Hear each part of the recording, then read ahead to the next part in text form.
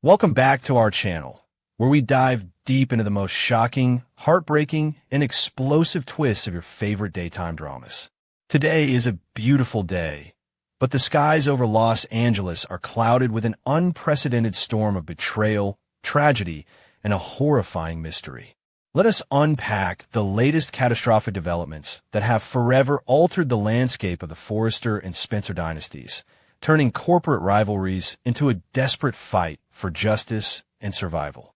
The ocean waves crashing against the Malibu shoreline usually provide a soothing, rhythmic soundtrack for the Spencer Beach house, a quiet sanctuary where Spencer sought refuge from the relentless family feuds and corporate warfare that defined his life. After weeks of intense emotional turmoil and romantic confusion, Will had finally surrendered to the undeniable, magnetic pull between him and Melissa Dillon. Their passionate night together was supposed to be a beautiful new beginning, a fiery consummation of a bond that had been steadily building through shared secrets and undeniable chemistry. The beach house, bathed in the soft, romantic glow of moonlight and the lingering warmth of their newfound intimacy, felt like an impenetrable safe haven. Will had finally let go of his lingering heartbreak over Electra Forrester, allowing Dillon to fill the painful void with her fierce affection and unwavering presence.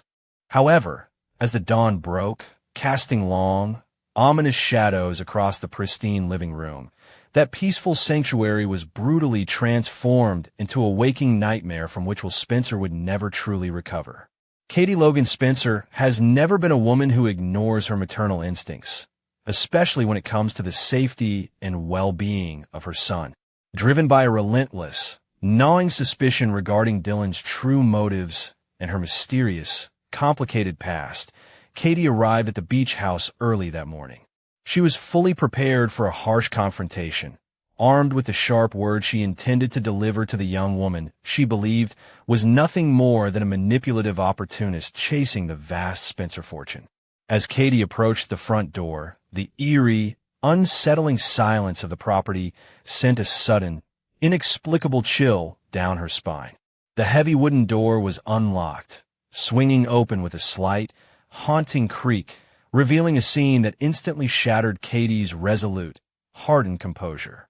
She had come to protect her son from a broken heart, but absolutely nothing could have prepared the formidable Spencer matriarch for the absolute horror that awaited her just steps inside the foyer.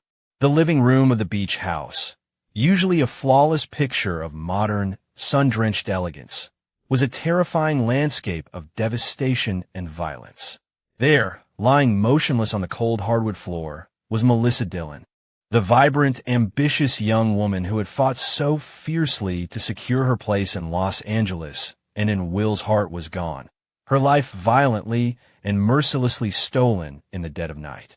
Katie's breath caught sharply in her throat, a visceral, blood-curdling scream trapped behind her trembling lips as her wide eyes darted across the gruesome crime scene. Beside Dillon's lifeless body lay the murder weapon, an incredibly expensive, heavy-glass wine bottle, now shattered and stained with the horrific crimson evidence of a fatal struggle. Trembling uncontrollably, Katie fumbled desperately for her phone, her fingers slick with cold sweat as she dialed emergency services. The crushing reality of the situation crashed over her in suffocating waves. The woman she had relentlessly interrogated and openly despised was dead in her son's living room, and the nightmare was only just beginning. The piercing wail of police sirens soon shattered the tranquil Malibu morning, jolting Will Spencer from his deep, exhausted slumber. Disoriented and groggy, he rushed down the stairs, only to be met with a chaotic swarm of uniformed officers, flashing red and blue lights, and his mother's tear-streaked, horrified face. When Will's frantic gaze finally landed on the center of the living room, his entire world collapsed in a single, agonizing heartbeat. The sight of Dillon, the beautiful woman he had held in his arms just hours prior, lying dead on the floor, broke something fundamental and irreplaceable inside of his soul. He fell heavily to his knees, a guttural, soul-tearing sob ripping from his chest as grim-faced officers physically held him back from the contaminated crime scene. The intoxicating warmth of their passionate night had been violently erased, replaced by the freezing, clinical reality of yellow police tape and forensic photographers documenting the brutal end of Melissa Dillon's life. As the Los Angeles Police Department secured the beach house, the meticulous, cold process of piecing together the timeline of the murder began. Detectives quickly zeroed in on the shattered wine bottle lying near the victim. It was not just any bottle. It was a rare, vintage reserve, the kind exclusively gifted in elite, wealthy circles, making it a highly traceable and significant piece of evidence. The forensic team worked with surgical precision, carefully dusting the surviving fragments of the thick glass for fingerprints and DNA.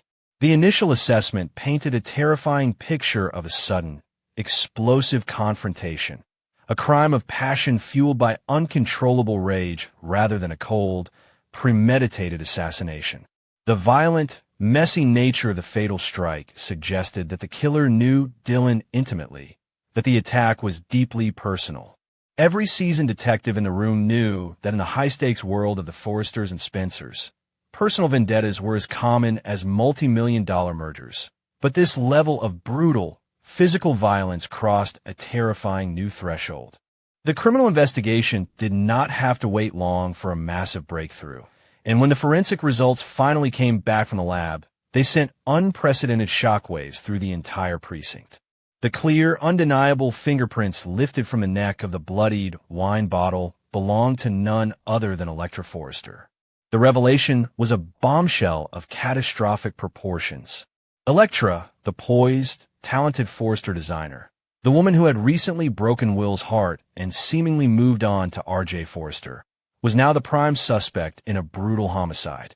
The physical evidence was damning and concrete, placing Electra directly at the scene of the crime, holding the exact weapon used to violently end Dillon's life. For the detectives working the case, the motive practically wrote itself. A bitter, jealous ex-girlfriend, unable to handle the agonizing reality of her former lover moving on, lashing out in a lethal fit of rage. The pieces of the sinister puzzle began to snap together with terrifying clarity as multiple witnesses came forward to detail the events leading up to the murder. Just hours before Dillon's tragic death, she and Electra had engaged in a nuclear, highly public confrontation. The heated argument had been a spectacle of raw, unbridled fury. Electra, consumed by a toxic, blinding cocktail of betrayal and possessive jealousy, had cornered Dillon, screaming vicious accusations about Dillon stealing Will and maliciously manipulating her way into the Spencer family. The venom in Electra's voice had been palpable, her threats echoing with a dangerous, unhinged finality. Dillon had bravely stood her ground, fiercely defending her love for Will and refusing to back down to Forrester intimidation. That explosive, screaming match, witnessed by several shocked bystanders, now served as the chilling prelude to murder, establishing a clear, undeniable motive for Electra to have shown up at the beach house in the dead of night seeking ultimate revenge. Armed with the irrefutable fingerprint evidence and the sworn witness testimonies of the bitter feud, the police descended upon Forrester Creations with grim determination. The sight of LAPD detectives marching into the glamorous, pristine executive offices to apprehend Electra Forrester was a scene of unprecedented humiliation and shock for the legendary fashion dynasty. Electra was swiftly escorted to the precinct and immediately thrown into a cold, sterile interrogation room. Sitting alone under the harsh, buzzing fluorescent lights, Electra appeared absolutely terrified, her previous arrogance and entitlement completely stripped away. As the lead detectives aggressively slammed the graphic photographs of the crime scene and the official forensic report detailing her fingerprints on the murder weapon onto the metal table, Electra's fragile facade crumbled. She frantically denied committing the murder, her voice shaking violently as she tried to explain away the evidence. But the metaphorical walls were rapidly closing in on the young Forrester heiress. Inside the claustrophobic interrogation room, the psychological pressure was suffocating and relentless. Electra wept uncontrollably, swearing that while she had indeed visited the beach house that night to confront Dylan one last time, she had only grabbed the heavy wine bottle in a fleeting moment of sheer frustration, angrily slamming it down on the counter before storming out of the house. She vehemently maintained that Dylan was very much alive and unharmed when she left the property. However, the seasoned detectives remained stoic and entirely unconvinced. To them, her frantic story sounded exactly like the desperate, calculated fabrication of a guilty woman trying to explain away irrefutable forensic evidence. The timeline was simply too tight, the motive too glaringly strong, and the physical proof too damning to ignore. The immense burden of proof now rested entirely on Electra's trembling shoulders, and without a solid alibi for the exact time of death, she was staring down the barrel of a first-degree murder charge that would destroy her life forever. While Electra fought desperately for her freedom and her future in a police interrogation room, Spencer was spiraling into a dark, inescapable abyss of psychological torment. The horrifying news that his ex-girlfriend was the prime suspect in the brutal murder of his current lover completely shattered his mind. How could Electra, a woman he had once cherished, trusted, and planned a beautiful future with, be capable of such a monstrous, cold-blooded act? Will was paralyzed by a sickening, suffocating blend of profound grief for Dylan and absolute revulsion toward Electra. Every memory of Electra's past jealousy and her recent, vindictive behavior toward Dylan now played in Will's mind like a terrifying omen he had foolishly ignored. He blamed himself entirely for bringing Dylan into the deadly crosshairs of the Forrester family's toxic orbit, his heart breaking over and over as he realized that the passionate love they had just consummated was the very thing that got her killed. The shocking murder at the beach house instantly poured highly combustible gasoline on the already raging inferno between the Forrester and Spencer families. What began as a fierce corporate battle over fashion lines, stolen designs, and poached talent was immediately transformed into a vicious, unforgiving blood feud. Ridge and Eric Forrester immediately rallied their immense resources, hiring the most ruthless, expensive defense attorneys in the state to protect Electra, loudly declaring that she was being maliciously framed by the Spencers to destroy the Forrester legacy. On the opposing side, Bill and Katie Spencer were out for absolute blood. The sanctity of their son's home had been violently violated, and a young woman had been slaughtered on their property. Bill Spencer vowed to use every ounce of his massive media empire and boundless wealth to ensure that Electra Forrester spent the rest of her natural life rotting in a prison cell, demanding ultimate justice for the trauma inflicted upon his devastated son. Just as the billionaire families began to draw their vicious battle lines, a new, uncontrollable force of nature touched down in Los Angeles. Darcy Dillon arrived in the city not to offer maternal support to her daughter's blossoming romance, but to identify her brutally murdered child in a cold, sterile county morgue. The grief of a mother losing her only daughter is an unfathomable, world-shattering agony. But for Darcy, that profound sorrow instantaneously calcified into a terrifying, unyielding thirst for vengeance. Darcy had been previously warned by Dylan that the Spencers and Forresters were dangerous, elitist families who viewed outsiders as disposable pawns, but absolutely nothing could have prepared her for this ultimate, irreversible tragedy. Standing outside the police precinct, Darcy's eyes burned with a cold, dead fire as she faced the flashing cameras and microphones of the Los Angeles Press Corps, ready to declare war. Darcy Dillon did not mince her words, nor did she hide her absolute fury. In a voice that sent icy shivers down the spines of everyone watching the broadcast, she publicly swore that she would not rest, sleep, or breathe easily until the person responsible for Dylan's death was utterly destroyed.